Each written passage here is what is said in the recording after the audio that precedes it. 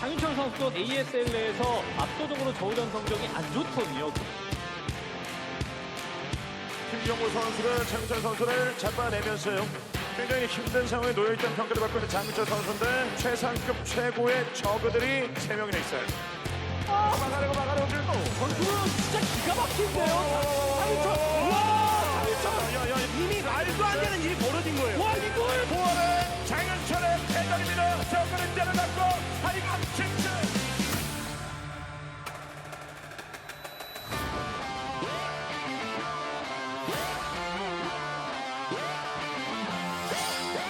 조일장 선수 하면 아무래도 이제 ASL에서 언제나 꾸준한 성적을 내는 저그죠.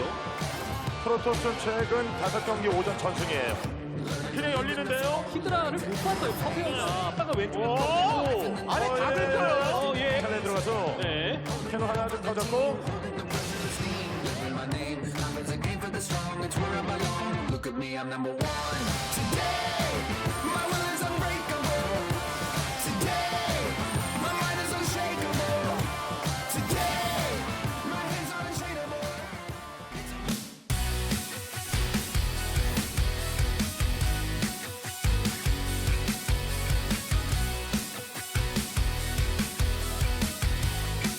What is up, everybody? Welcome to the final day of the round of 8. We're going to be closing this segment of the show out with SnOw versus herO. I've been super excited about this match. I think it's going to be pretty close, probably a pretty long series.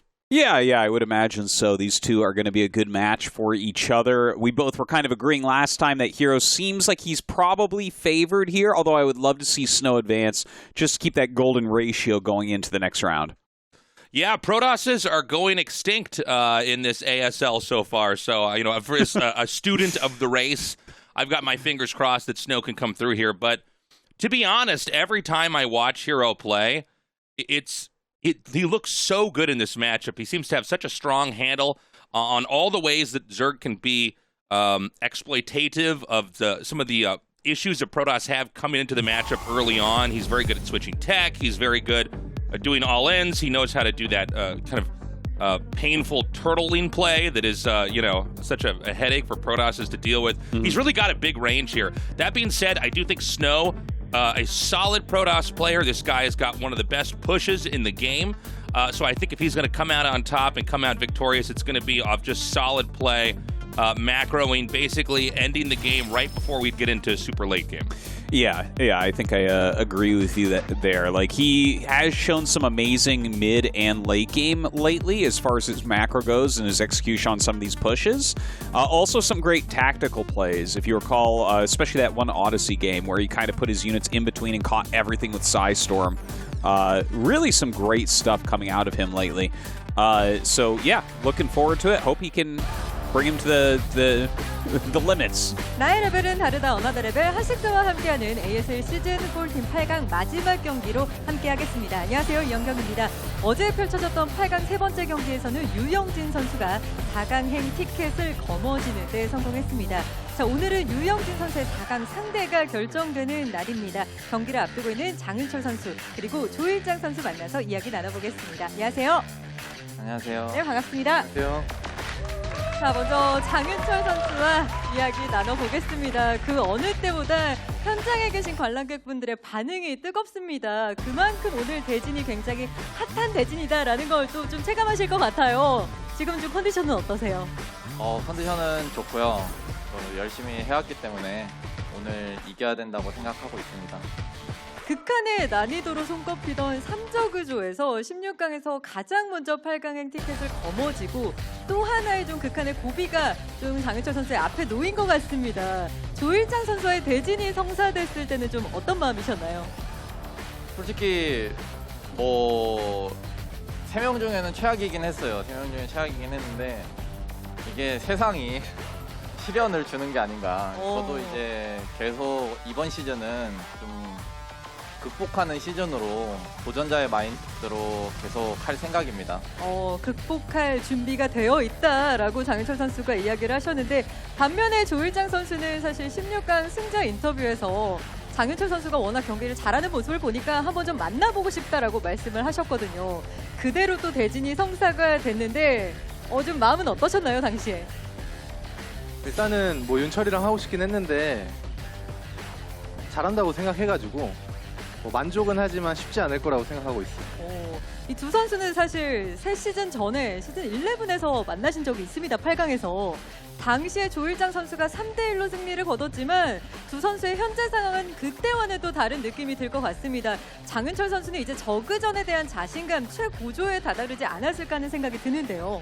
어떠신가요? 저그전 일단 좀 여태 몇 주 동안 해왔던 경족전이라서 뭐 자신감은 있고요. 그리고 좀 이번 시즌 마음가짐이 좀 달라요. 그래서 좀 무조건 이기고 싶은 마음이 큽니다. 그 어느 때보다 많은 자신감과 또 욕심을 가지고 8강 경기를 준비하고 있는 장윤철 선수인데요. 이번 시즌 장윤철 선수의 저그전 기세가 좋다면 조일장 선수는 사실 ASL 내 저그 중에서 가장 많이 또 8강에 오른 선수예요. 뭐 초창기를 제외하고 시즌 4, 5, 11, 12까지 8강에 또 오르셨던 조일장 선수인데 그만큼 다전제에 있어서는 본인의 자신감 상당할 것으로 좀 생각이 되거든요. 본인의 다전제 강점이 어디에서 나온다고 좀 생각하시나요? 약간 그냥 뭘 할지 모르는 그냥 게임 좀 제 마음대로 하는 스타일이거든요. 그래가지고 좀 상대들이 예상을 좀 못하는 그런 플레이들이 아닐까 생각합니다. 상대가 연습을 통해서 어떤 준비를 해와도 그 허를 찌르는 조일장 선수의 다전제 판짜기 능력이 오늘도 발휘될지 굉장히 궁금해지는데요. 많은 분들이 기대하고 계신 두 선수의 8강 경기입니다. 두 선수는 어떤 세트가 좀 승부처가 될 걸로 예상을 하고 계시는지도 궁금해요. 장윤철 선수는 어떠세요? 그래도 모든 다전제가 1세트가 제일 중요하다고 봐요. 그래서 1세트 이기면은 좀 유리해질 것 같고 그렇습니다. 오디세이가 좀 승부처가 될 것 같다. 조일장 선수의 생각은 어떠신가요? 저도 1경기가 제일 중요할 것 같아요. 모든 걸 좀 초반에 쏟아붓기 위한 준비를 끝마친 두 선수인 것 같은데요. 끝으로 각오를 청해 들어보도록 하겠습니다. 각오가 남들을 장윤철 선수? 제가 떨어지면 프로토스가 없다고 들었어요. 맞습니다. 네.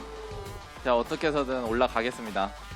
마지막 생존 프로토스 장윤철 선수의 각오 들어봤고요. 조일장 선수도 한 말씀 해주시죠. 오늘 프로토스 없애겠습니다. 네, 불꽃 튀는 신경전과 각오를 보여준 두 선수 후회 없는 멋진 경기 기대하겠습니다. 인터뷰 고맙습니다. 감사합니다. 감사합니다.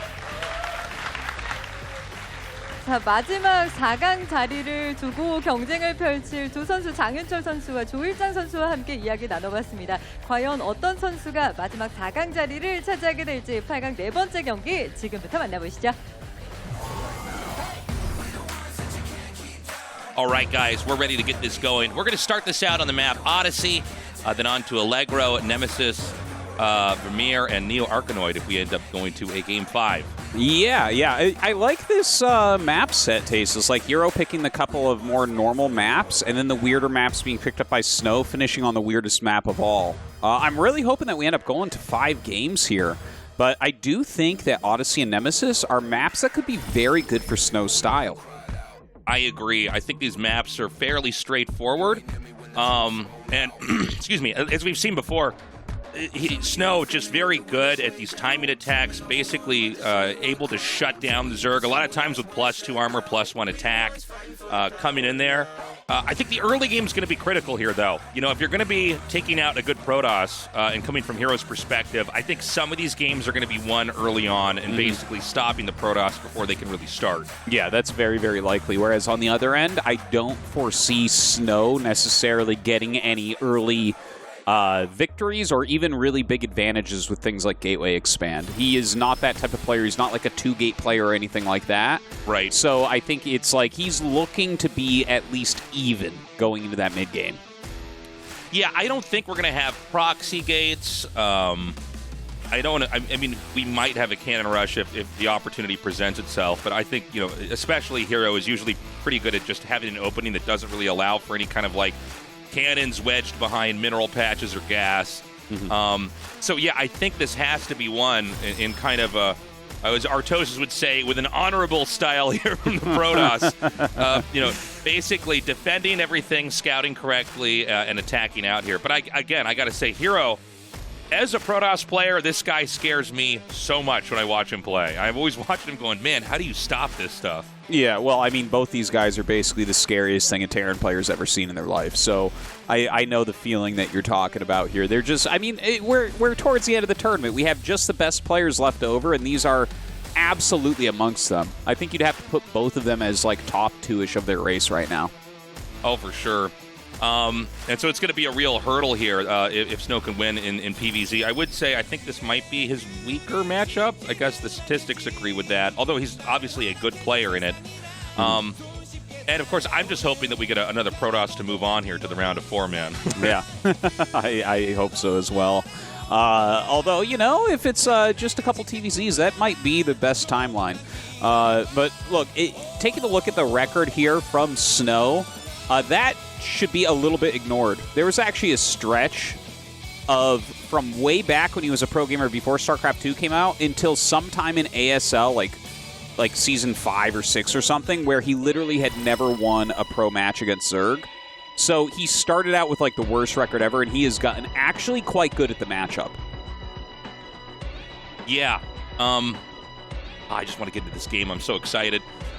Looking at this man, with herO, I imagine he's going to be oscillating between a bunch of different styles. I do feel like this guy is so good at layering his builds in a series as well, where you can get rushed in one game and then maybe defend a little bit too much as the Protoss in game 2, only to have then herO really dial it back into a very passive macro game. So it's going to be a pretty interesting series. Again, our weird maps are at the end, so I do feel like for the map order, this is probably the best ordering.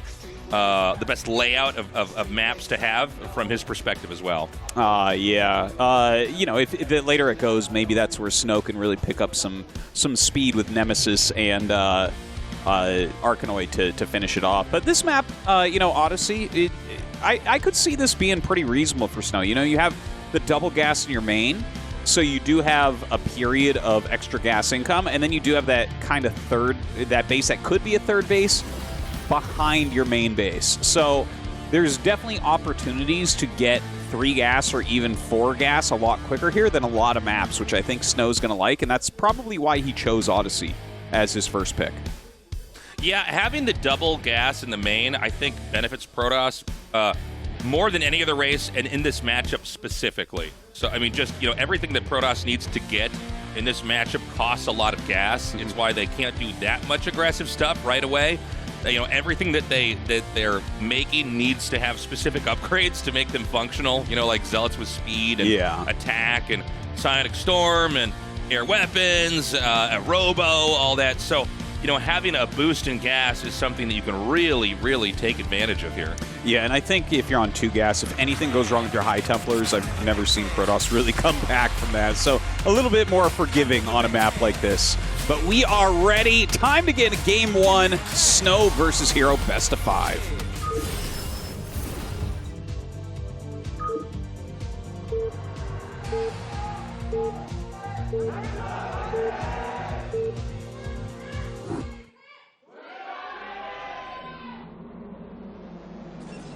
All right, guys, we've got SnOw down here in the bottom left, and over on the opposite side of the map in the top right is herO.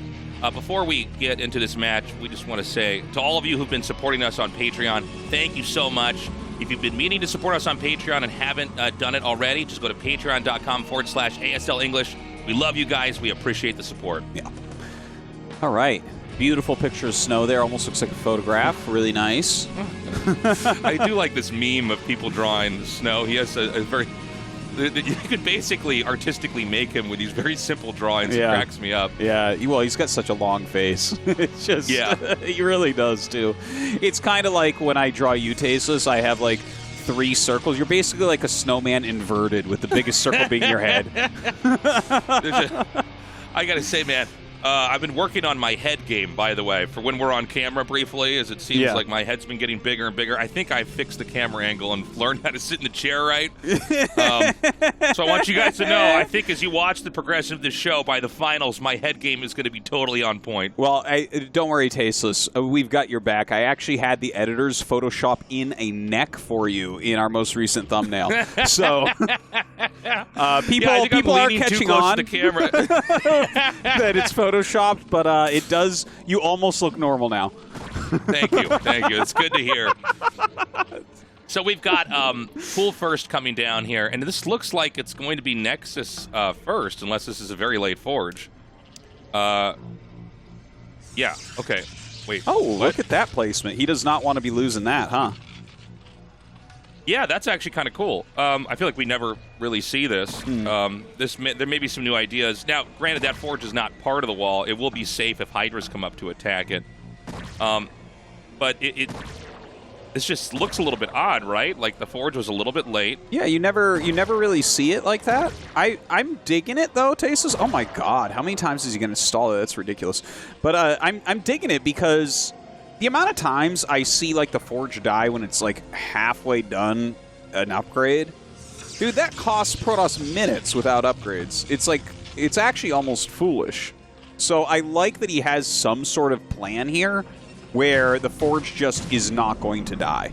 Now, we'll have to see what he puts out in the front. I guess it's going to be a Cybernetics core and a Gateway, but like those are much more expendable than a Forge that's spinning.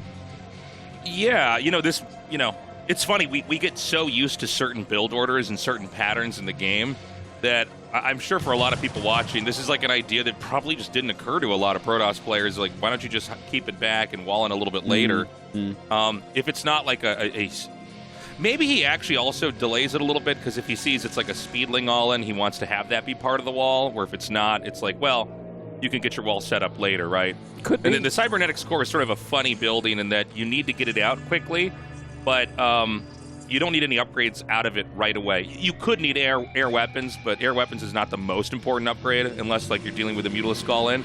And so it is a more forgivable building to lose at certain points of the game. Yeah, and when you think about it, like you're never going to lose your Cybernetics core when you're getting air attack, because if they're attacking with Hydras, you're not getting air attack. You know? Right, yeah. Like that's something that you would cancel anyways, so who cares? Like it's whatever. But yeah, I like it so far from SnOw. herO just taking 3 bases very, very normally for him here. And was the probe transfer late on that Nexus, by the way? Is it? I don't know. You tell me, he just sent workers there. Well, he's only sending, I think, 3 or 4 probes down there as well. Yeah, so now we just got to see what kind of tech SnOw's going to have here. Yeah, I mean, you would imagine it's just going to be like the Stargate into Citadel and all that, but we'll see. Like, I feel like he definitely has some sort of specific plan here, since this is his first map choice and we've already seen the interesting Forge placement. Like, that kind of points me towards thinking that he is going to have, a very upgrade-centric build. Like, maybe he's rushing to a certain timing. Like, he really wants to get that +1 armor out after attack as quickly as possible. Maybe he's going to go double Forge, and he's really planning on grinding herO down with that. But, I think we have to wait until after that Corsair's out to really understand what he's doing. Well, yeah, I think it's certainly going to be, there's going to be a big emphasis on just having the right upgrades at the right time, I mean, and all the matchups at this point in time, if you kill an Evolution Chamber or a Forge or an Armory or an Engineering Bay, like, it hurts, man. Yeah, it really does. It does. Mess up the kind of positions you want to be in later on in the game. So he's getting that +1. Attack. Could be armor as well. We've seen some players, especially Rain, get armor first. And he's going to go ahead and play a very ordinary tech here. Stargates make it a Corsair, and now we have a Citadel coming here as well. Everything's very, very normal at the moment. More hatcheries starting to go down here for herO, who does have his Spire coming up. That Corsair should be out here shortly to go ahead and check across the map as to what's going on. Feels like light Zealot production, huh? Like, he only has 2 Zealots still? Is that like, I feel like normally by now you'd have like 4. Yeah, we saw, I think it was last season with the was it Rain? Or maybe it was 2 seasons ago. Sorry, I sometimes I get the seasons a little bit jumbled in my head. But some of this play where, like, it's less emphasis on even trying to do that much, and it's just making probes and getting all the upgrades into tech. I think you could have more Zealots at this point in time. But yeah, I mean, he's basically just coming here to scout, see what his opponent's doing. He's going to get back out. And he does have these Zealots on the map slowly coming across here. I think it's 4 total. Okay. Yeah, well, at least 3 in that first group, maybe a 4th coming behind as well. And gets a kill there on that Overlord. Of course, Scourge popping out now, so looks like he should just barely get away. The 4 Zealots coming up now. And, you know, that can force a few more links, but I don't think he's going to commit to that attack. Yeah, this Corsair is going to come back and get there just in time. Air weapons is now being upgraded here as he realizes there is going to be the potential for air play. Keep in mind, you know, when the Corsairs chase, or sorry, the Scourge chase the Corsairs back, it does create a little bit of ambiguity as far as what the Zerg is doing. Is he just going to go into ground play, or is he going to mass up a bunch of mutas? Now, the Scourge waiting for a Corsair to pop out, and that's like such a good play, but one Scourge already hit a Corsair that was trying to bait the Scourge into them, into the cannons, so... where'd the Scourge go? Did he get one? I think he might have gotten one. Oh, did he snipe one? Yeah, I mean, I don't know how else those Scourge would have died suddenly. It's not like he's just going to click them into a cannon. But, yeah, the Zealots going across the map now. They do have that speed upgrade. A few mutas coming across. Yeah, still only 3 Corsairs. So I think that the Scourge actually did their job and killed a Corsair there. It's really important for the Protoss to not lose any Corsairs because they're all coming out of one building. So if you, like, drop 1 or 2, like, your overall count is just lower. And keep in mind that, like we mentioned earlier, it's so important to be getting as much gas as possible that having to make extra Corsairs so you have that right amount, it slows everything else down. Your Robo is going to be later, Dragoon Range is going to be later, all that. You think it might be worthwhile for him to get a reasonably quick 3rd gas with this other geyser in his main? You know, one thing we should point out is that it's only got 1,000 gas in it, so it lasts for like 3 minutes and 20 seconds at full 8 you know, gas per trip. So it's like, it doesn't last very long, but that's a pretty big boost. I mean, yeah, I agree. He doesn't seem to think he needs it just yet, but maybe he wants to kind of bank on having the extra gas later on when he gets into a part of the game where he's got his 3rd and 4th base up. He might be switching to Robotech, assuming we go into a really long game. Is he still making mutas, herO? Not entirely sure. I think he might be. I think he's going to Ogre Zerg Gamer. Yeah, yeah. Also, by the way, +1 boy, armor. +1 armor first for SnOw. Yeah. Haven't seen that before. Now, again, it's going to come down to, you know, how many cannons are in the main. I only see 2. 2 is not enough. You need 3 or 4. And the Archon's role here is going to be extremely important here. He needs to catch the mutas or Scourge. Oh, man, those Scourge actually having a bad time with all of the cannons and the Archon shooting at him. Oh, my God. SnOw absolutely disabling this Ogre Zerg Gamer build. I mean, the Ogre has been defeated, Tastosis. Oh, my God. He's dropped his club.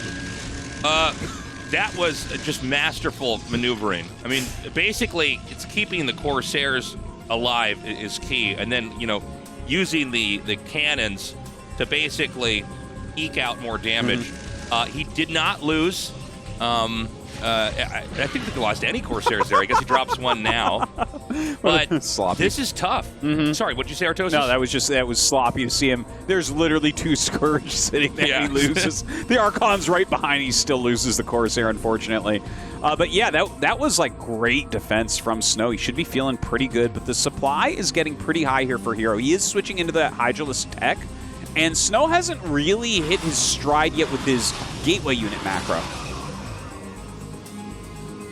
Okay, he's going to come out now. And this is... You know, you want to be careful with just the one Archon, too. You know, Archons beat Mutalisks, but if you have enough and you get the right shots off, you can pick it off. Like, I think he's going to go for it now. This is one of the harder things for Zerg to do in the game because the Mutas actually have just... Oh, my God. Yeah.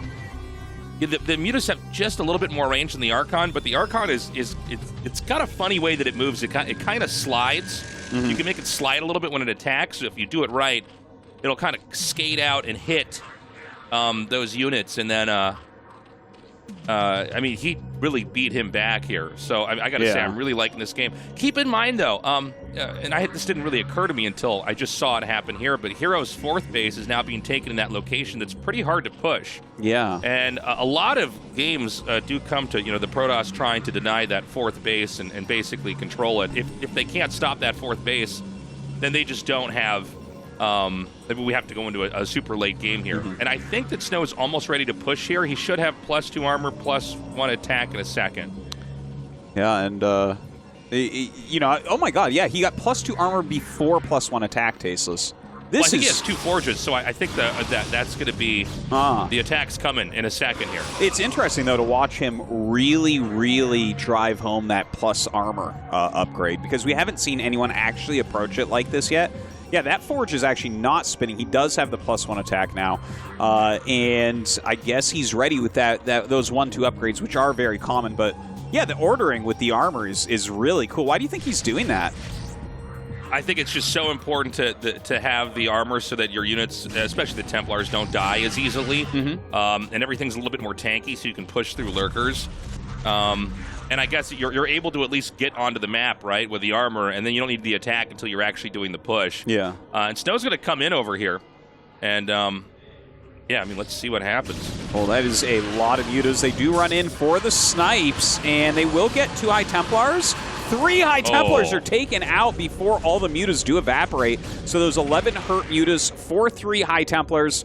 I don't think that SnOw can quite attack into these lurker positions yet. Right? Like, look, I don't know that he has enough Storm. Like, he has a lot of Dragoons, but shooting uphill into lurkers is really tough.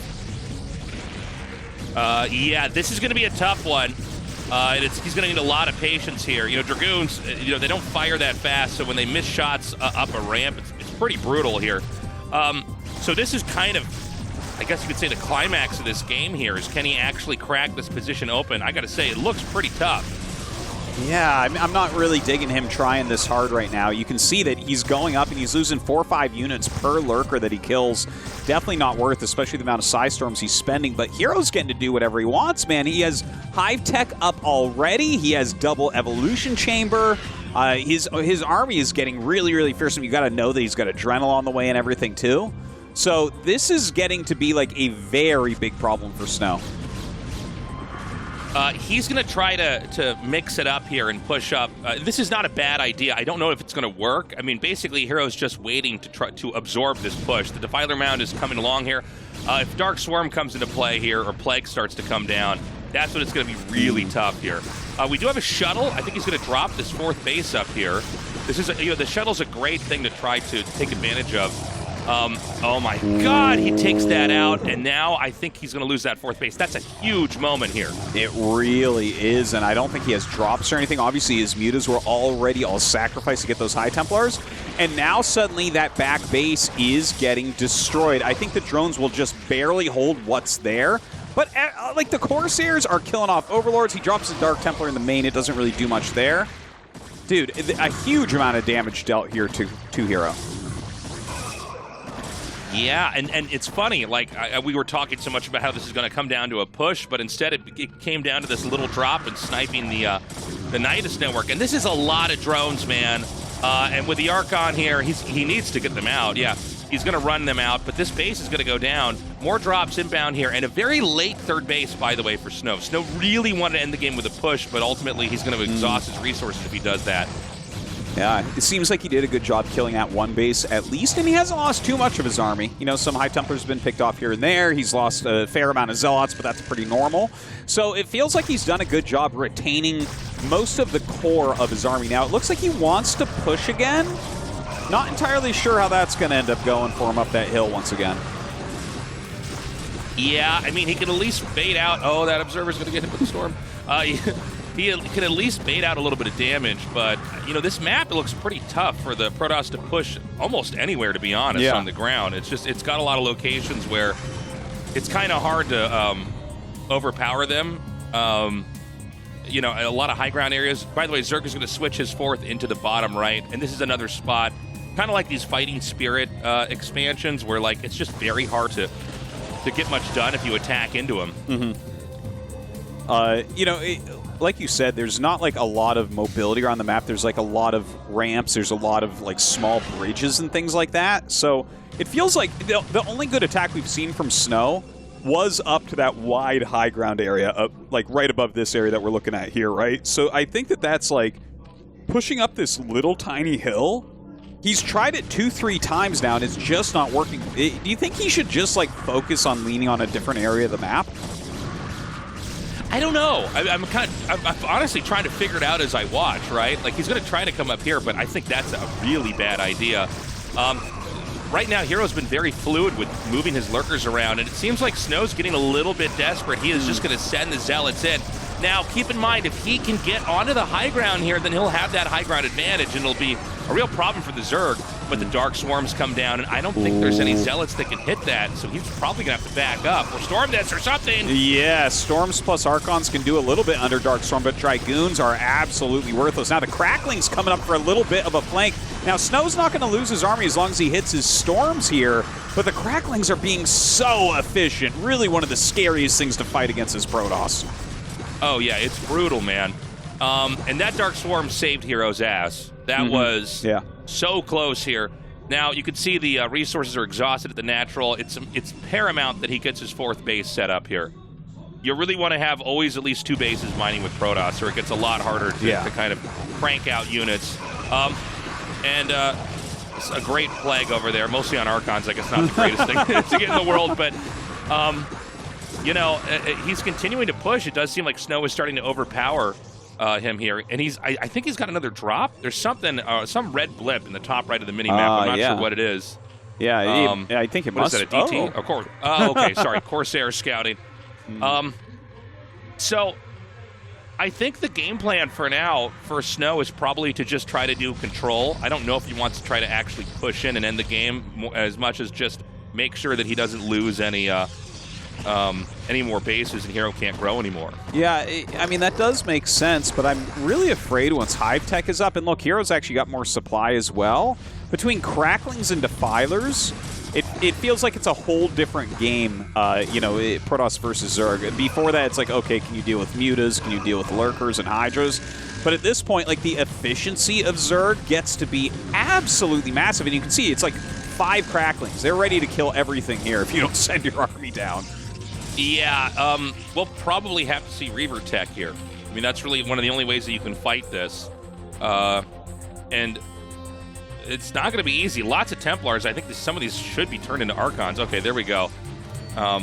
You know, you almost never want more than 4 or 5 Templars. It's not, you know, that useful, especially when you get into a game like this where there's not that many things to target as easily with Storm. You just want 1 or 2 good Storms to come out, and then you really want just Archons and Zealots and everything else kind of melting those Lings.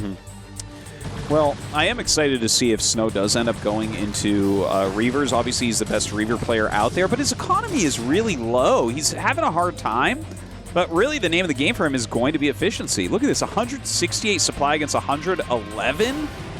I mean, in most stages of Protoss vs. Zerg, that is basically a loss for Protoss. Now, we are in like a slightly later part of the game where it's like a lot of very cost-efficient units for SnOw. So I feel like I have to give him some benefit of the doubt that maybe he has some shot to come back. I'm just not sure how.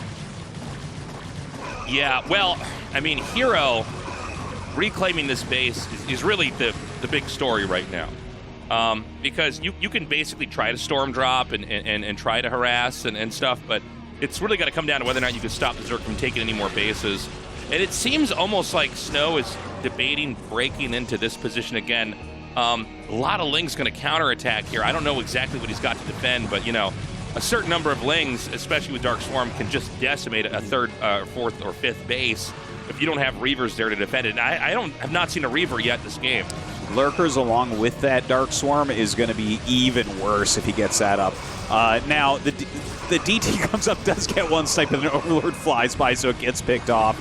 And it feels to me, Tastosis, like this is just about the end. All of these very valuable Archons and High Templars are getting picked off. It doesn't seem like there's much chance here left for our Protoss player. I think you're right. Zerg at 150 supply to a measly 75 supply here for SnOw. Oh my god, and the Lurker drop there takes out the workers.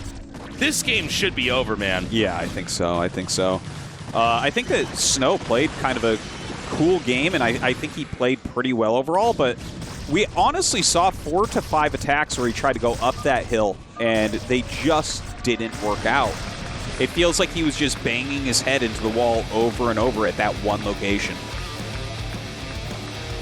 Yeah, I mean, SnOw set up the push, but he could not find opportunities anywhere. And there was one moment where it seemed like he was about to get onto the high ground, and then his Dragoons could fire shots down, kill off those 3 hatcheries, and cause a fracture in the position for herO, where he couldn't get movement between his second base and his fourth base. But the one Dark Swarm Cloud came down there, and that was basically the beginning of the end there for SnOw. Yeah, well, I guess that's the final, like, really big hold. That was the one time he looked like he might break it, but it seems like herO just always was a half step ahead, always had just enough at all times to hold his attacks. So I don't know. I think that it feels to me like SnOw was a little bit headstrong here, because the only time he attacked elsewhere, he actually did a fantastic job. But, just kept going back into that one area. I guess the truth is, and SnOw had this great moment where he dropped on that little island location. I think he needed to make sure that island was not reclaimed. Yeah. I think we would still be in this game, but once you see that 5th base coming down as well, that's a problem. It's tough because you could try to push in, and I think these lurkers killed like everything, by the way. Yeah, I don't think the probes got out. So, yeah. I mean, a tough game, but like I said, as a Protoss player myself, herO really scares me, man. This guy is so good at the matchup. He did that turtle style. Let's see what he's going to do next after this short break, because we're going to go to game 2 with these 2 players.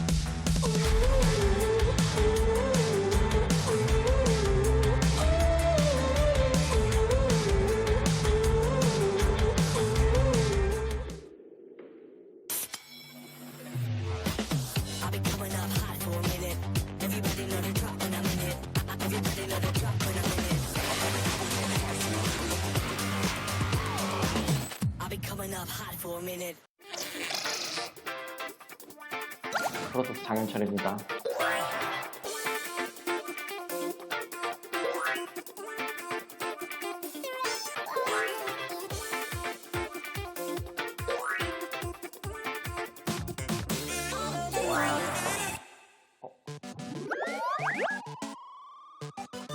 캔딱인데요. 아, 이거 펴는 거예요?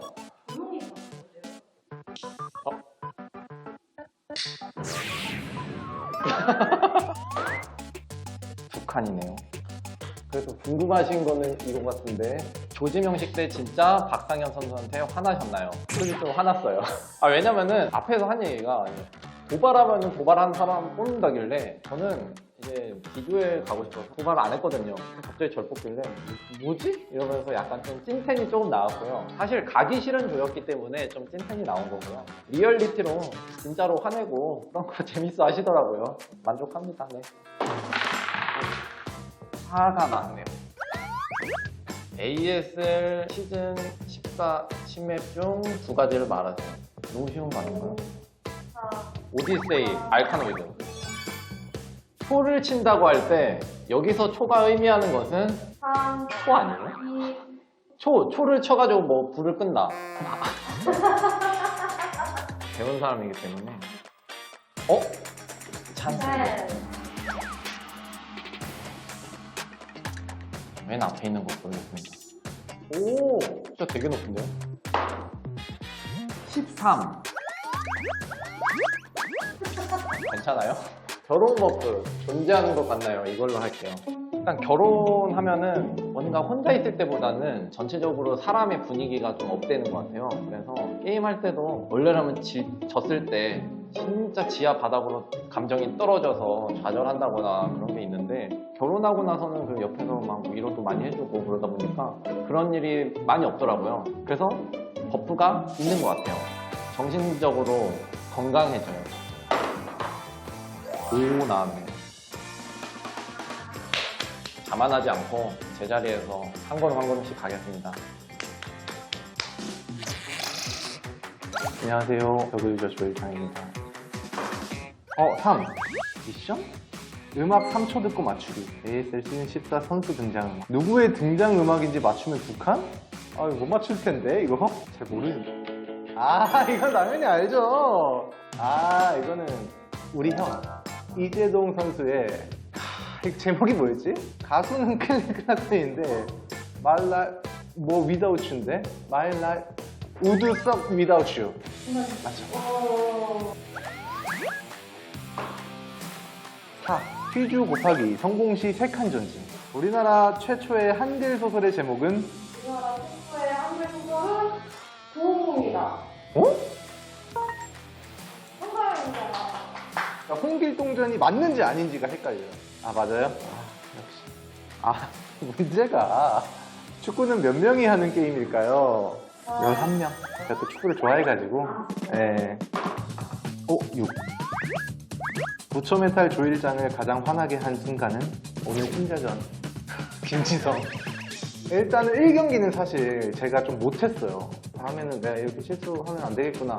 그런데 2세트는 그냥 운으로 게임하더라고요, 얘가 게임을. 와, 나 진짜 그거 지고 좀 멘탈 나가가지고 지성이 아직 집에 안 갔는데 이따가 같이 밥 먹으면서 좀 상담 좀 해봐야 될 것 같아요. 1. 퀴즈. 작은 차이가 큰 변화를 유발하는 현상으로 작은 사건이 엄청난 결과로 이어진다는 의미를 가진 이것은 무엇일까요? 아, 너무 쉽다, 근데 문제들이. 나비 효과. 네. 3. 미션. 사자 게임 5번 성공하기가 뭐예요? 자신 있으세요? 저는 자신 있는 편이죠. 페이. 페이커?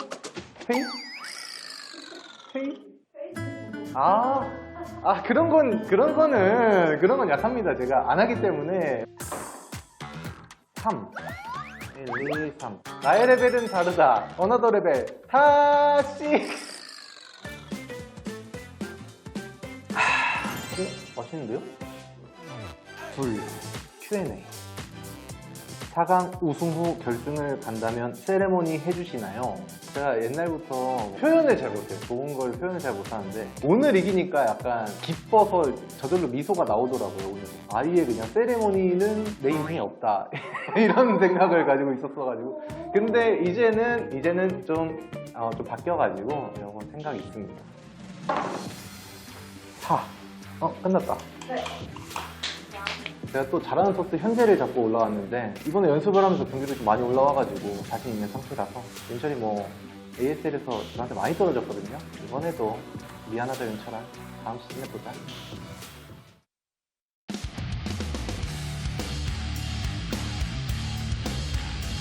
Welcome back, everybody. We're ready to go into Game 2 between SnOw versus herO. And, that was rough watching SnOw try to push out, try to take a fight, and he never really could take that fight. But I do think we can chalk some of that up to the map.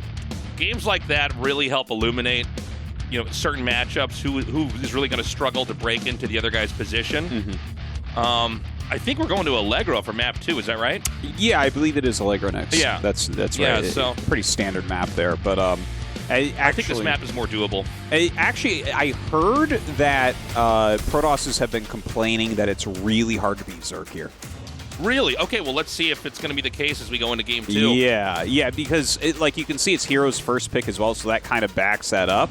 Because me personally, I like the map. I think it feels like really even and really cool in all the matchups, but we'll see if SnOw is able to actually battle back. Dude, if herO takes this one, though, that's 2-0 to start. It's going to be brutal if that's what happens. We're ready to go into our game right now. Game 2, SnOw versus herO, continuing on. The winner going on to the round of 4 of the ASL.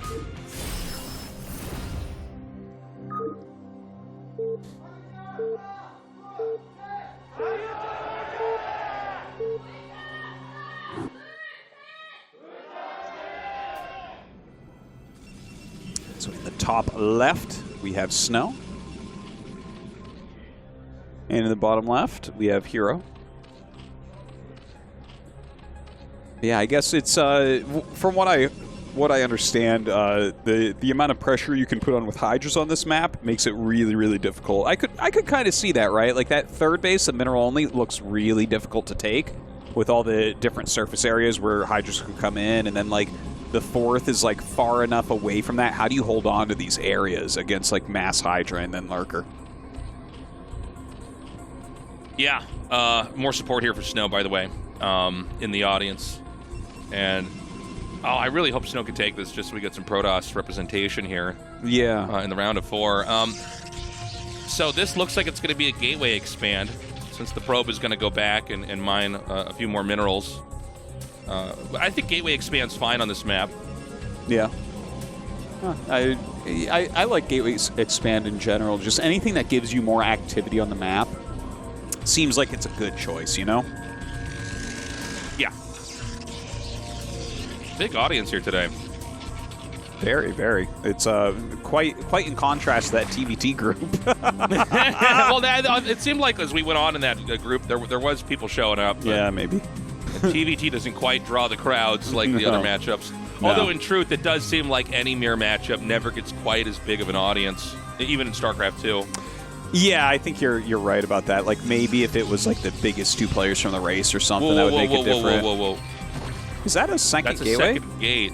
And it's hidden further back a little bit. That's funny because I literally said that I didn't expect anything like this out of SnOw because he's literally never shown us anything like this, ever.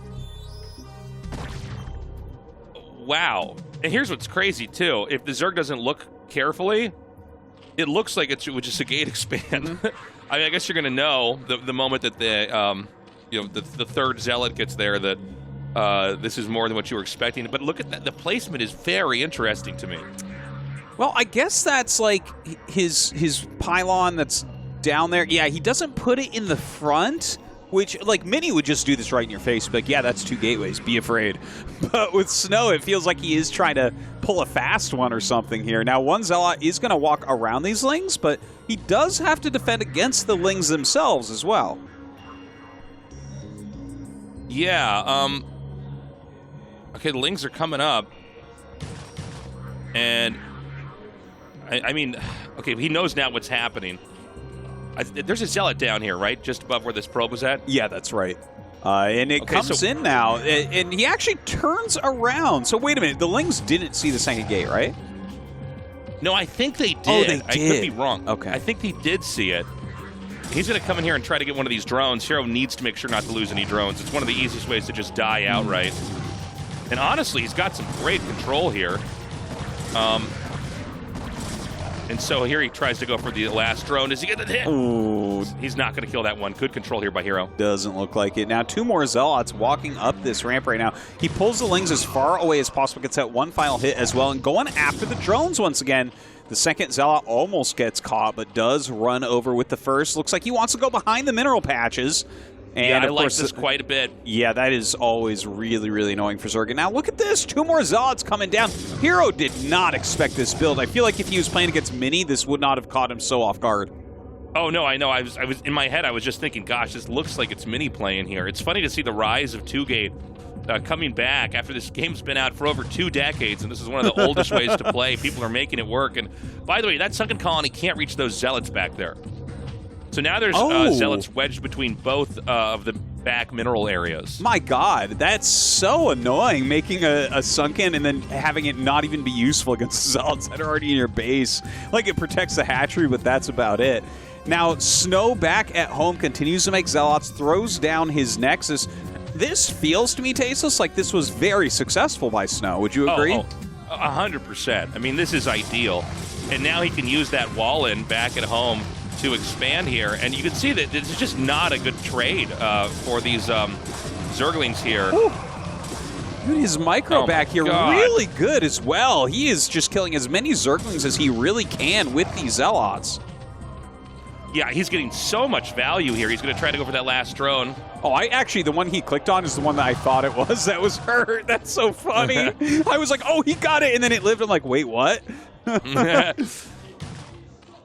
So back at home, oh, nice snipe on the drone. Dude, this is painful. Look at how bad the Zerg's position is.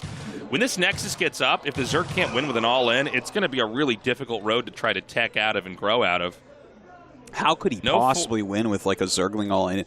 You can see all of the Lings with those 2 Zealots, and like you're going to know when they leave the base and everything.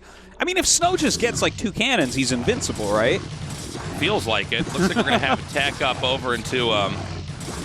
oh, man, look at this. He's going to try to go for the drone here. It does get surrounded.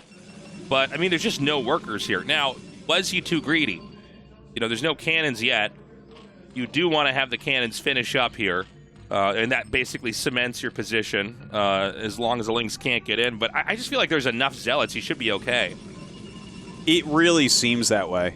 He's getting the Stargate right now as well, and it is actually a layer here for herO, which I wasn't entirely sure if he's going to go layer or not. Do you think that he's going towards Muta, or does he want, like, lurkers or something? Like, what is the plan from such a bad position? I mean, I guess the normal route would be to go for Muta.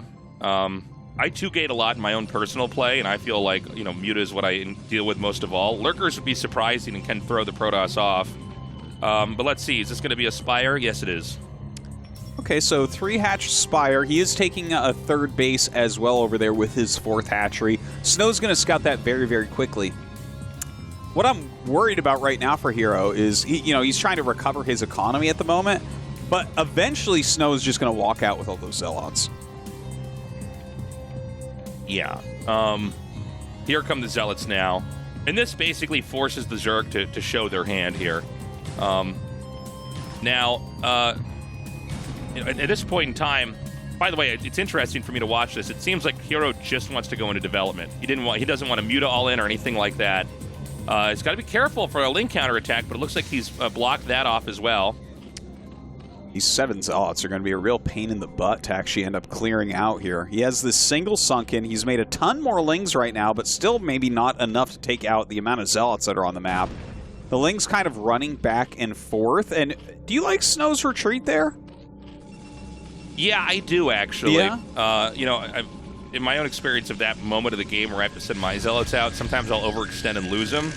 But I think just creating that threat and then running back is a pretty good move. Yeah, and the Corsairs basically come in here and scouted. One of the things you're looking for in that moment is, like, what if he went for Hydras with speed? Well, then the Zealots would encounter them. You could use the Zealots to buy time and make cannons. But, this style that we're seeing from SnOw here, I mean, it's fun for me to cast this because this is basically what I've been running when I'm streaming my games. But, yeah, it's a very different way to approach the game. You really have to be kind of on top of the Zerg the whole time. Are you looking in this position to just get, like, speed and +1 and go back with the Zealots, or are you going more towards the Dragoon High Templar style that we saw in the previous game? You're always going to get the Zealots with the speed and get that tech out, and then later on you fill the rest of that in with Templars, and then lastly Dragoons. That's basically always the way Protoss does it. I mean, there are some weird cheese styles, and, like, you can do these weird Dragoon all-ins, but I mean, if you're playing a normal game, it's usually Corsairs and Zealots first, Templars next, and then Dragoons and the Robotech last. Well, we'll see how quickly he gets into those other techs. A lot of Zealots are out. High Templar is going to be the next course of action. Locking that probe behind the mineral patch to group up his Corsairs nicely. Everything looking pretty good for SnOw, and you can see his flexibility between these two games. Just like, I would say, like, opposite strategies as far as Protoss goes. Right, the last game he focused on armor upgrades. He focused more heavily on quicker Dragoons and Storm and all that. This game, he did the 2-gate pressure into +1 attack and the speed.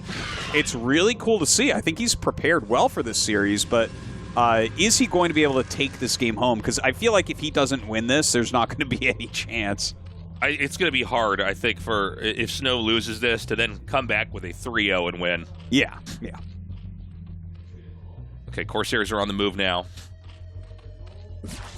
Zealot's checking that base, double sunken. He decides to turn around. Now, there are some Corsairs down here to counter the Mutas, but with the Scourge, it could be a little bit dangerous. Oh, the Scourge actually not doing that good of a job. The Corsair is going to push those Mutas back for now, saving his Zealots. I mean, this is a lot of Scourge, a lot of Mutas. It's kind of funny to see herO bring this out. I thought when we didn't see the big Muta all-in earlier on, we wouldn't have it. But this is a very delayed Muta attack here. And, I mean, the Corsairs will have to flee. And you want to be careful in these moments, because if they can take the Corsairs out and get on top of your main, kill your Nexus and your production, you're dead. That would be, like, the absolute quickest kill move, I guess, that you could really have. But it feels like SnOw has parried this like well enough. He's already up on 7 Corsairs. He's got an Archon in there as well. So out comes the next attack. Okay, Muta armor is done, which is going to make these Mutas a lot more viable to actually fight the Corsairs. I think SnOw's doing a good job, you know, bluffing the attacks and then running back. But you got to be careful. Both sides have to be very careful with this. Like, this is a ridiculous amount of Scourge. He's going to try to just completely break the Protoss' neck here. But, I mean, this is so many Scourge. I don't know how much map there is for the Protoss to run. Oh, wow, and he's just going to go right into the main. Oh, my God. And he could catch the Corsairs as they're trying to come back and defend. Dude, the truest Ogre Zerg gamer that we've ever seen here in herO. Yes. We talk about how good he is, and then he Ogre Zerg games it. The Scourge are actually kind of fanning around looking for the returning Corsairs. This man. tactic, get ready! Oh, no. Those Corsairs are going to be in serious trouble. He's losing a lot. And look at this, the Sunkens. It seems like they're doing a good enough job over here. Yeah, well, he's lost control of the main. It's not a lot of Mutas, but, you know, the Corsairs can't get back home. This is insane. Oh, my God. Oh, my God. He's just blocked him from getting access to that. And herO blocked the attack from SnOw. SnOw was not able to break in with what he had. Dude, did herO just pull ahead? Oh, yeah. Hugely ahead.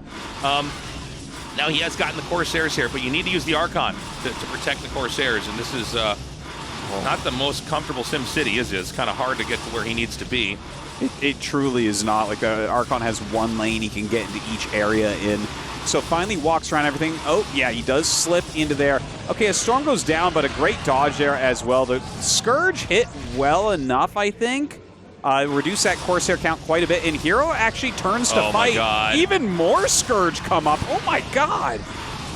Yeah, he's killed every Corsair. And now the problem is that the Archon is going to have, especially with the way that this base is laid out, it's going to be very hard to actually engage with the Mutas. Great snipe on the Templar.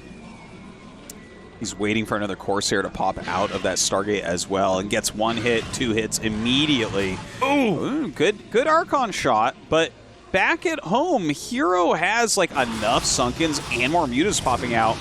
Dude, this game looked so promising for SnOw, but as these Zealots die and the Mutalisk count continues to grow, this doesn't feel like SnOw has much chance left. Well, I mean, there's just so many drones mining here, and, you know, Protoss has, I guess, taken control of his main again, but, you know, can you imagine a game where a Protoss recovers from this? I mean, there's an insane amount of drones mining, by the way. This is not like the Zerg style where you have, you know, like a drone on each mineral patch. You know, he has the drone count at each place of like a Terran or a Protoss, really. Yeah. So, I mean, the engine to produce is huge. And again, the Mutas come in here and just pick off these probes. And, you know, again, the Corsair counts keep getting, it just gets pushed down to 0. The Protoss really can't do much with this at this point in time. I think we're going to see SnOw dry up. He's going to wither up and die here, Tastosis. He's going to tap out pretty soon, I think. Like, he can't even really field another attack this game. He's losing all of his workers. And even if he somehow got a good enough army to counter these Mutas, herO, with that drone count you were talking about, can, at the snap of his fingers, switch into Mass Hydra. Yeah, I mean, look at this. There's like no probes left. SnOw taps out. And herO, again, terrifying Zerg. By the way, fascinating to see that he is consistently going for the Ogre Zerg Gamer. Ogre Zerg Gamer. It is what it is, man. For lack of a better term, Tasteless Ogre Zerg Gamer. Yeah, just massing Scourge and Mutas and trying to crush the direct counter to Mutalisks, which is Corsairs with +1 attack. And you could see, especially with the timing of that one, from the Protoss' perspective, you think that moment of the game is long past. And so he like drones up, gets his powerful economy, and then just switches to air, and there was nothing SnOw could do. And again, beautiful moves with the Scourge blocking the Corsairs from coming back and saving the main as the Mutalisks destroyed all the cannons. And ultimately threw SnOw into a position he couldn't recover from. It's unfortunate that SnOw couldn't get any damage with that counterattack at the same time. It could have turned into a little bit of a base trade scenario, but there was just enough defending at home for herO. So I think he played this game so well. Like, honestly, looking at his play right now, Tasteless, he looks to me to be the best player in ASL. Since we lost Light, like, this is ridiculous. SnOw had such a strong opener, and this is the type of move that I see herO do so often, where you'll, like, counter what he's doing, and then he counters that with tactics. Like, we've seen him do this against Terran as well, where, like, he's going mutas, and then they have Valkyries, and you're like, oh, you're dead now. And he does these same types of things, where it's just like, yeah, no, he's so in control of everything, you can't even get near him. Yeah, he seemed to have a very good understanding of this from the Protoss' perspective. Also, you know, Protoss, they tend to feign a lot of aggression in this moment, so it seemed like herO just kept droning up. He got a very powerful position. Also, SnOw throwing his army away on the ground. You know, don't have a lot to work with if those died all the sunken colonies. Guys, we're going to go to a break. When we come back, the series continues on with Game 3 of SnOw versus herO. I'm a go-getter, na na na na na na, na na na na. I'm a go-getter, na na na na na, na na na na. I'm turning up the heat, no one else can do it better.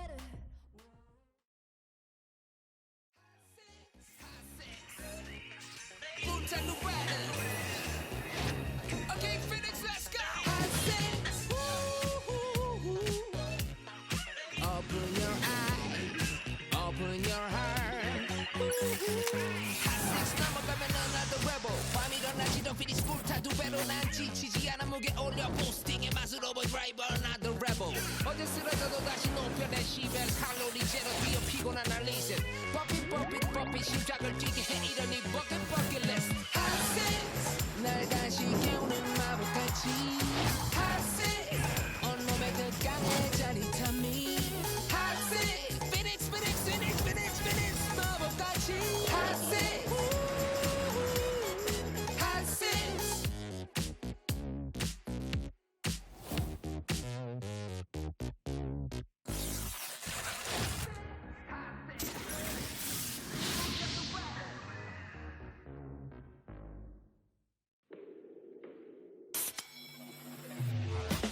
I've been coming up hot for a minute. Everybody know the drop when I'm in it. Everybody know the drop when I'm in it. I've been coming up hot for a minute. Some say the zero. 그래 걱정 빼고 고민 빼고 망설임 빼고 this is zero life. 없어도 되는 건 빼고 실성사이다 제로. 아침은 라떼, 홀릭 점심은 라떼, 홀릭 저녁은 라떼, 홀릭 둥글하게 달콤하게 라떼 홀릭. 달달한 충전이 필요할 땐 칸타타 라떼 홀릭.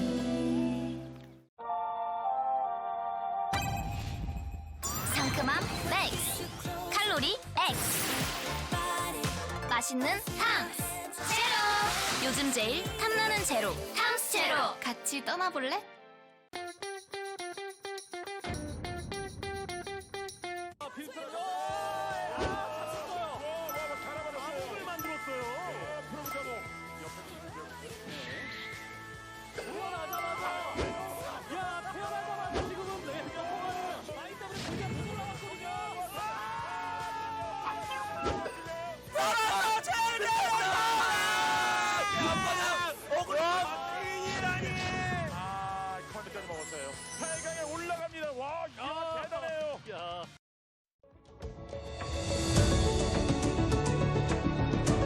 It's looking grim, guys. I think SnOw's going down. Hopefully not. We'll see. I guess before we go into Game 3, though, we wanted to say, guys, thank you so much for supporting us on Patreon. That's patreon.com/ASL English. We do have a goal for this season. We hope we can make it before we wrap up the finals. But, guys, we love you. We appreciate the support. Thank you so much. Yeah, you guys really are the heroes of ASL, keeping this tournament alive for that English-speaking scene. And it's a great season. Next season's going to be fantastic, no doubt about that. We already have 3 of our 4 seeds into the next season, and we're going to be deciding that 4th seed very shortly here. Will it be SnOw? Will it be herO? Like you mentioned, you know, it's looking like herO right now. Up 2-0 is a pretty strong spot to be in. Yeah, we were talking about this on the break, but, like, it just doesn't feel like herO can lose in this matchup. Like, he's got such a good handle on it. It does seem like herO is very aware that the Protoss can't really commit with the Zealots. So, you know, when you see the Protoss come out and try to put this pressure on, the fact that the Zerg just keeps droning is very scary. You're trying to force out Lings. You're trying to generate the image of threats, but he just droned up and then did another huge Muta Scourge play and crushed through. It was impressive. Great Scourge usage. He made way more Scourge than I would ever imagine someone would do. But you know what? It works out, and herO really does know what he's doing here. It was like 2 or 3 control groups of Scourge. Yeah. I think he had like 3 at the maximum. Like, yeah, at some point in time, at one point, I think he had like 3 is what I'm trying to say. Yeah, it's pretty wild to watch him function here, and like the one thing I was mentioning to you on the break as well that I'm just so impressed with is how do these pro Zergs, after they put so much goes wrong for them in the early game and they drone so magnificently, like they get such a solid economy going, and then suddenly they have like 5 hatches. I'm like, damn, I need to learn how to do that. Yeah, it's impressive. herO might take this ASL, man. He makes, you know what's crazy about it? He makes it look so easy. Yeah. Yeah. Well, you know, if SnOw, don't give up on SnOw yet. If he's going to get out of this, it's going to be a very different story because the maps start to really get wilder the further down we go. Nemesis is, it's a very different map. I do feel like there's some tricky stuff Zerg might try here. We'll get into that once this game starts up, and that's going to be right now. We're going to the game now, guys. Game 3, SnOw versus herO. Terrible outro by me. Let's hope the game is better than my outro.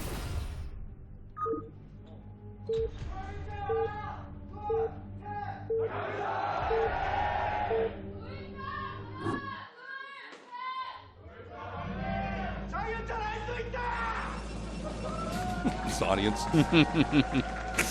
So we have SnOw there in the bottom left, I believe it was. Yeah, in the bottom right we have herO, so they're sharing that 6 o'clock. But yeah, this map, you know, there's no bases out on the map, which makes it really, really interesting. It's like I look at this map and the little nerd inside me that just enjoys watching PvZ is like, please go Corsair Reaver. It would be so cool here, you know? Oh, yeah, I don't know if that really is a thing people do as much anymore, though. Well, it certainly is not, Tastosis, but maybe they should. Maybe you gotta believe. You mean like with disruption weapon stuff and their... Well, you know, just like opening with Reavers opposed to High Templar, just because when you look at like the layout, right, there's no bases to really push into with your army. Everything's on the sides of the map, so it just... Yeah. I like shuttles, right? Like, I think that's like a solid way to play a map like this. I say that as a Terran player, but like, yeah, you should fly, Tastosis, not walk. It did seem like for a little while in ASL we had a lot of mid-game Reavers that were being used. Yeah, we had some mixed in, didn't we?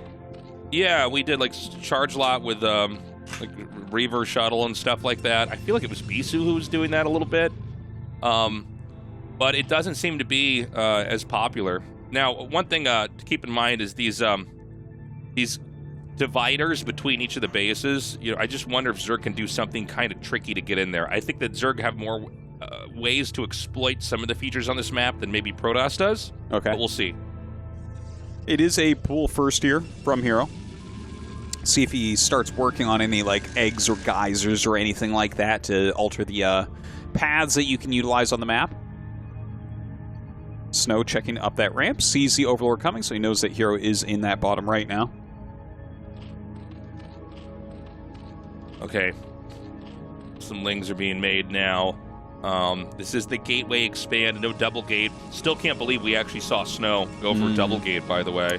That really says something about the way that the Protosses collectively are looking at the matchup, by the way. What do you think it says about it, actually? That's an interesting thing you said. Yeah, you know, when we came back to casting ASL, so there was like a dark period as far as you and me absorbing information in StarCraft 1, and that's when StarCraft 2 came out. Yeah. And, you know, we casted that straight for about 7 years without, you know, having any Brood War tournaments, and then, you know, AfreecaTV brought this league back, and really, there's been in StarCraft Remastered came out. There's been this big explosion in popularity of the game. But when we came back, we saw the gate expand, right? And that was like one of the hard parts for me trying to figure out how this strategy worked because it looked so weird. But it's been around for a while.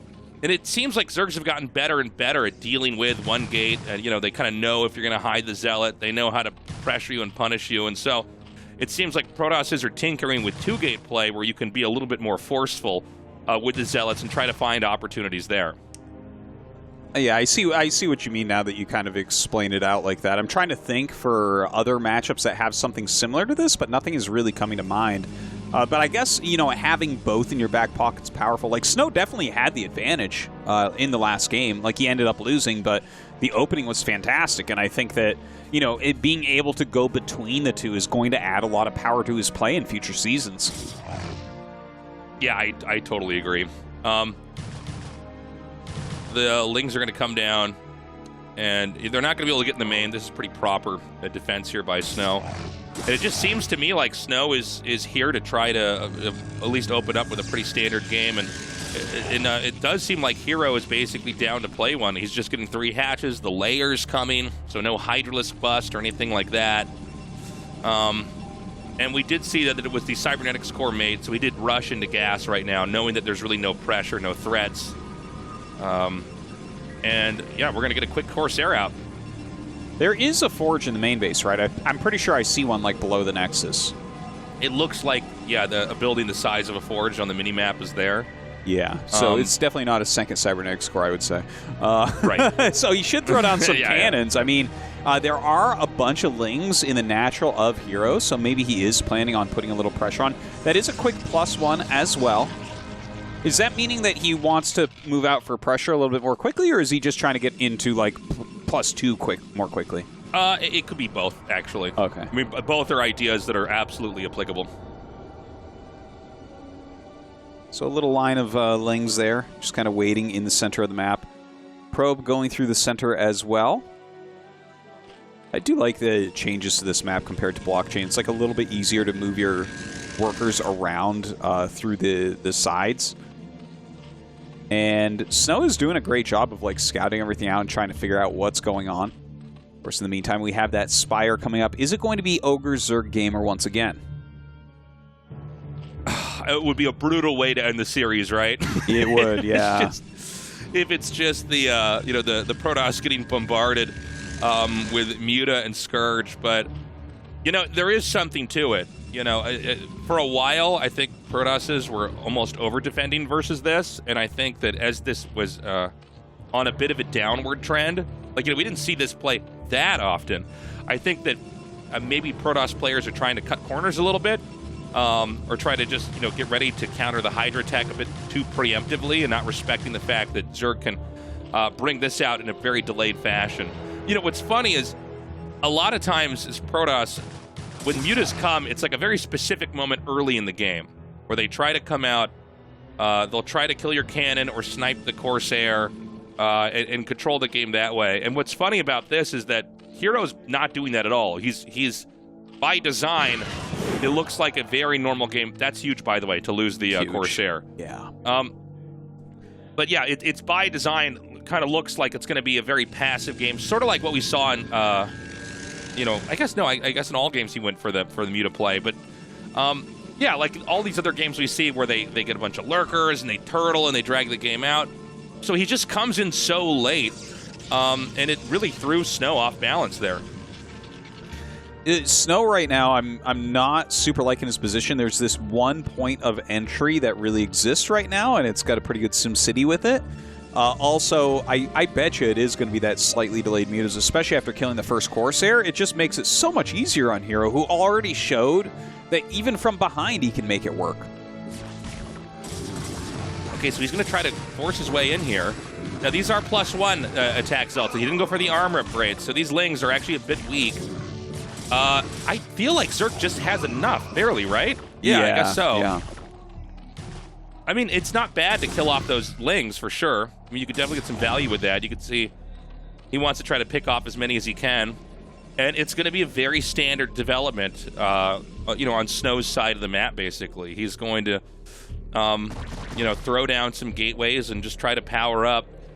I think one problem, you know, for the Protoss on this map against a Zerg that has expanded the way that herO has expanded is there's only one point that you can really attack with the Zealots, right?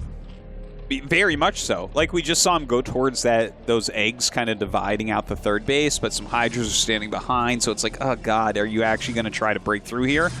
But yeah, unless you kill those eggs, which takes a very long time, unless you have a unit like we see this DT here, it is that one point of entry, which makes these Zealot attacks, like, much, much weaker. Yeah, no, let's see if this DT can get in here and kill some drones. I don't know why this hadn't occurred to me, but, like, of course, yeah, DTs murder eggs. If he could just get back there while generating the image of a threat here with these Zealots out in the front. And I don't see... Oh, no, there is an Overlord. It's at the bottom right. Okay. Ooh. That's so funny.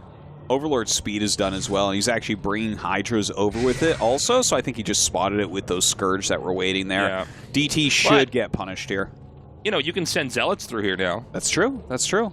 You know, it's I wonder if it's worth it for herO to run over and actually, like, close off some of the geysers. I think he has to do that. You think so? Just, like, cut down the amount of ways you can be attacked. Which one? Oh, the one inside here or the one just to his base? Probably just to his base. I don't know. Maybe the one that's up there. Well, I think that moment's almost gone. He's going to have to try to get a block here with the Hydras over on the other side of the geysers now. Make a lurker egg there. Just, it may pay it forward. More eggs sure. between the geysers. A lot of gates up here for SnOw. He is on those 8 gates now. Yeah. And so, you know, we're going to see the Robo come down. He's going to have, you know, 4 or 5 Templars. Eventually, Dragoons with range, and it's going to be a push time. But, again, I mean, usually one of the things that Protoss players rely on is that they'll have the, you know, a couple locations they can attack into, right? And so they try to figure out where the weak spot is. They try to force the lurkers to have to reposition. And that's not a thing on this map. You know, there's basically one location you can try to push into. And once those geysers are down, it's like literally the case, right? Like, you're going to have to actually use shuttles to get in there or something like that. Of course, no Corsair Reaver like I was hoping for, unfortunately, but we'll see if SnOw does end up going for shuttle play or maybe just going for a massive army and trying to break the front. It seems unlikely to work, though. Yeah. This is, you know, this is going to be kind of your bread and butter PvZ here, with the exception of the fact that it's not going to be easy to do what the Protoss needs to do. The more I'm looking at this, it's hard to imagine winning with a push. Now, that being said, where does Zerg expand to next? I don't think there's an easy 4th base, right? So there's that. He does appear to be setting up for a drop, or maybe this is a fake drop. I actually can't tell. Look at this. This is a nice little run and attack here. He does go up and starts hitting those Hydras. Wait a minute. Are there a bunch of units in those Overlords right now? I can't actually tell. I didn't see them ever pick up. Yeah. But we're going to know in a second. Oh they are full Artosis. Yeah, this could be a bit of a problem. That is a lot of Hydras coming out. A lot of probes starting to fall. Zealots running back. There is a big army here for SnOw to be able to block this. But the drop is doing damage. Yeah, it's doing quite a bit of damage here. And he's going to go for the Nexus. This is huge, Artosis. Oh, he is going to bring SnOw down to 1 mining base. Now, he sacrificed a lot of units there. But, like, just looking at the supply straight up, he should have enough to hold. Because, again, there's only 1 point of entry. Yeah, good catch with the Corsairs to get the Overlords here. But honestly, losing the Nexus, it's so bad.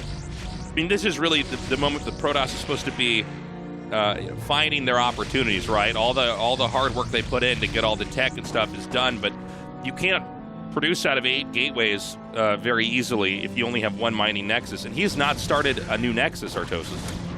No new Nexus. I think he's just going to try to go for a counterattack. You know, he killed a lot of Hydras with that drop, so maybe he feels like this is an opportunity.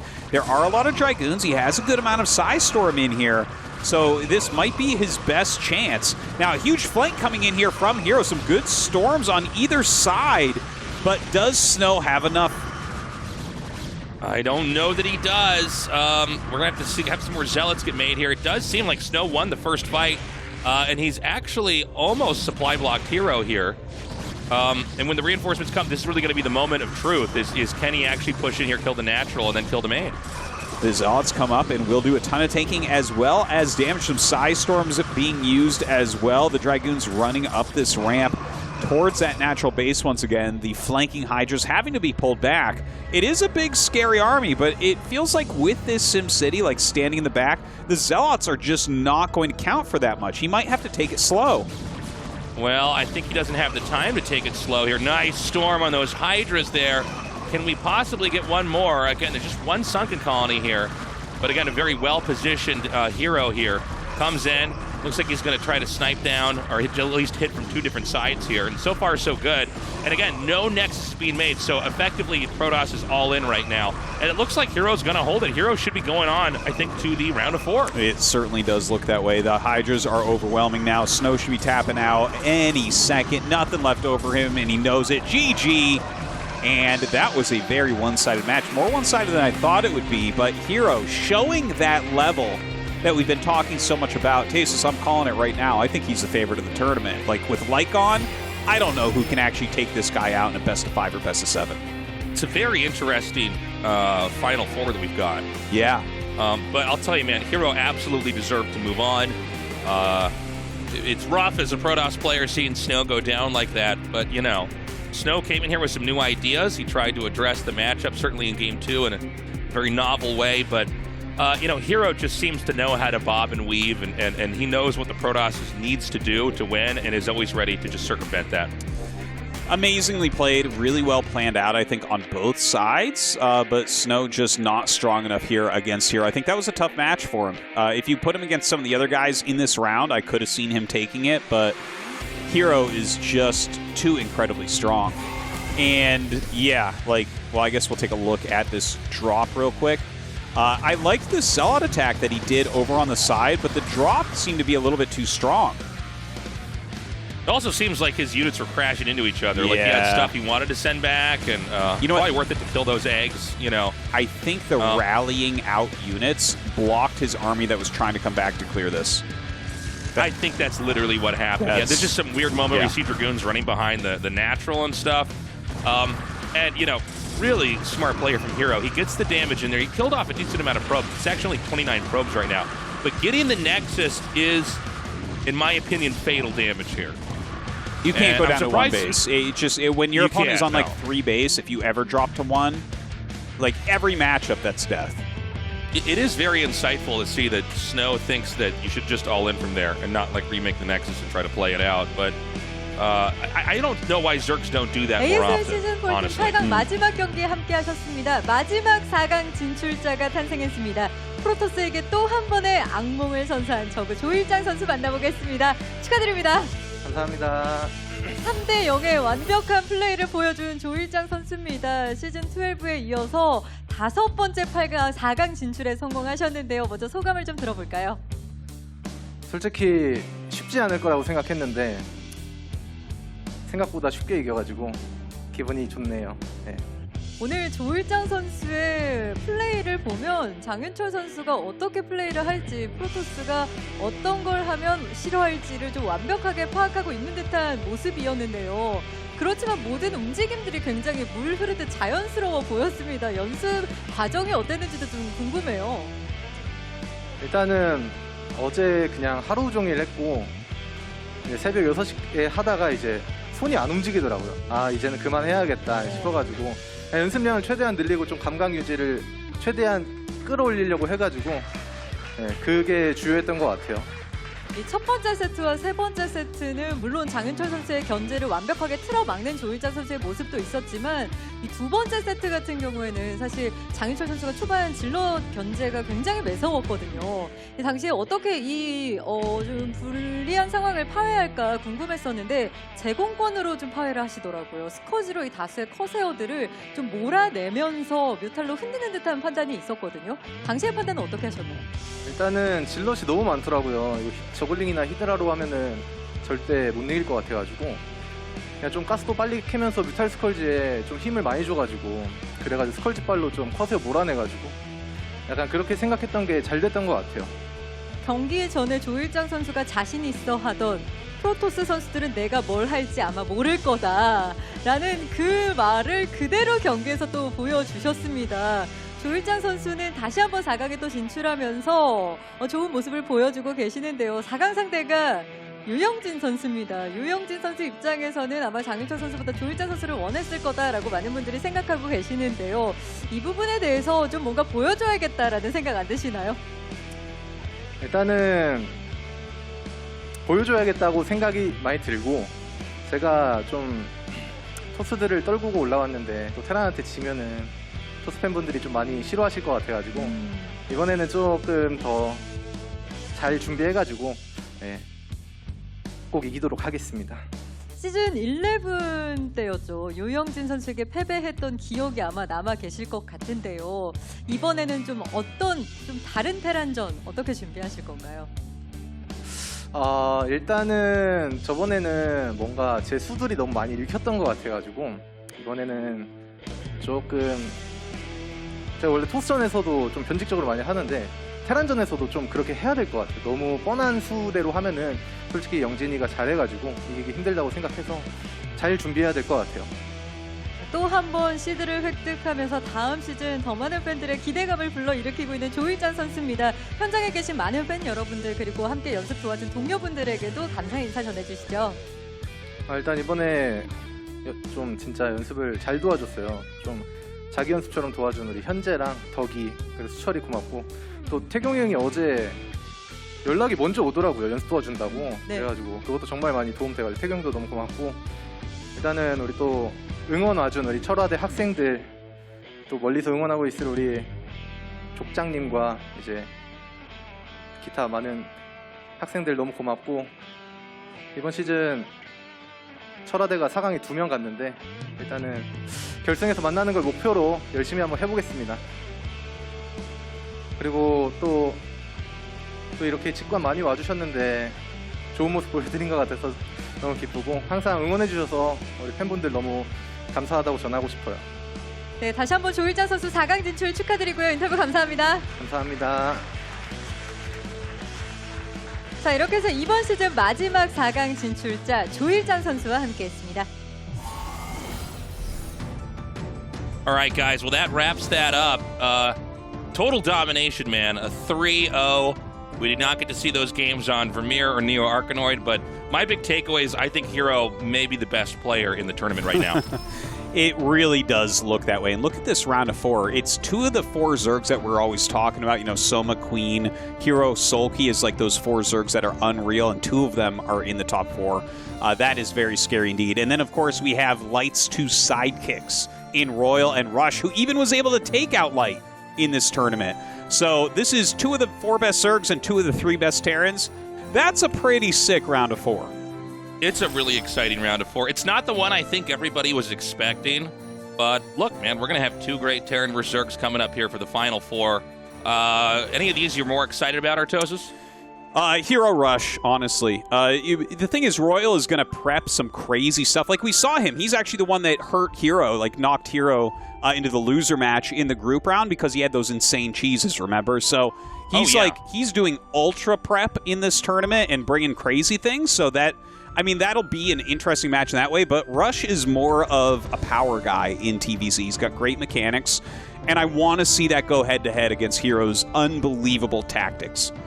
Because I think that's going to be, I think that's going to be a slugfest, really. I agree, man. It's hard to call for who's going to take this. I don't think there's a clear favorite on either side here, but we're either going to have a mirror matchup finals or a TVZ finals. I'll welcome either of those. I tell you, I think it might end up being Royal versus herO. Like, I could see Royal outsmarting Sulky a little bit. Like, I think he can get into Sulky's head and have the right builds enough times. And I think that would be a pretty phenomenal final because Royal's Terran vs. Zerg win rate just continues to go up. Yeah. Again, a very different Final 4 here. We're going to be coming back very soon, guys, with Royal versus Sulky. We're going to get that recorded right away. You can already see the map lineup here, so there's going to be a lot of time for these guys to put the prep in and try to get ready. And I think it's going to be an exciting series. Best of 7, best of 5, no more. Now we're on to best of 7. Yeah, look at the first two maps. Neo Arkanoid and Nemesis are two strangest maps to open on. Dude, I don't know what that's going to look like because those two maps are very heavily prepped for this matchup. It's very much about, do you have a strategy that kind of outsmarted what your opponent was trying to do? I feel like anything can happen in those first two maps between these two, and it won't actually dictate the series, I think, either. Yeah, no, I'm glad we're going to get that as the first map, and then we can go into what would probably be more an ordinary Terran versus Zerg here. Again, I think Sulky could be a real threat here. You know, when he's playing well, it seems like nobody can touch him. But after these games that I saw here today, herO, he just knows how to sidestep all the problems that the other player's trying to create. He doesn't even really engage with it. It's a good way to describe him. He's like too smart to make anything hard on himself. He just He's like, yeah, I don't know. I'm behind. Okay, well, I'll drone heavily and then Ogre Zerg gamer you. How is he going to make that type of thing happen in Zerg versus Terran versus Rush though, right? Because Terran is like extremely linear half the time in the matchup, where it's like, okay, every T is crossed, every I is dotted. And so sometimes I feel like for Zerg, it's a little bit hard to just do something that just gets you ahead. You know what I mean? Sure. It's not like absolutely. Sometimes like in a PvT, you can take some sort of absurd risk and be like, yeah, I made my third Nexus at 5 minutes, and you did an armory build, so I'm ahead. That type of thing doesn't exist as much in Zerg versus Terran. Right.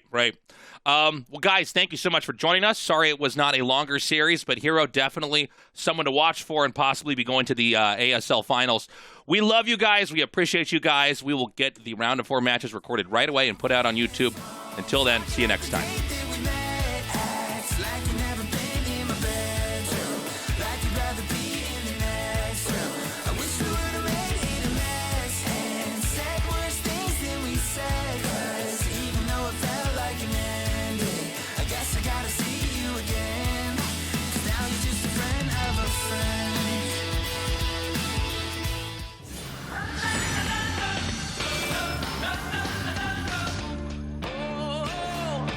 Be your